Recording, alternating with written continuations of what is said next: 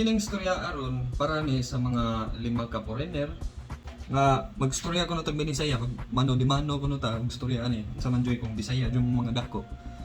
Kamo storya ra mo kutob nga Bisaya mo. Ato kuno ni tilawan ato mga pagkaon nga Binisaya sad. Kumusukol ba mo ani? Kini ani. Piniritong pusit, be. Kumusukol ba mo ani mga fried foods na mo dali.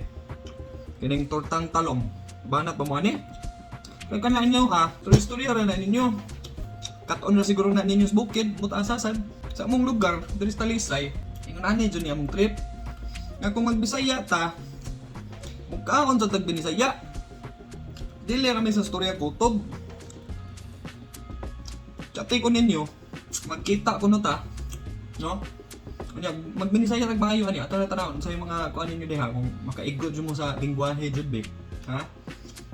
We could also speak English because I'm sure that's what you guys know how to speak English, right? Pero kanang Bisaya mga brad, kuyaw na kay na. Kailangan kibaw jud mo igos Bisaya, brad. Dapat gahi jud imong pagkasinultian, di ba? Pero mukhaon sa tag Binisaya sad. Sige kuno be. Binili ko no tag comment diha sa post be. Kung kamo mga bradettes, unsa may paminaw ninyo ani. Itag na ni sila. Kay ako, oy blame.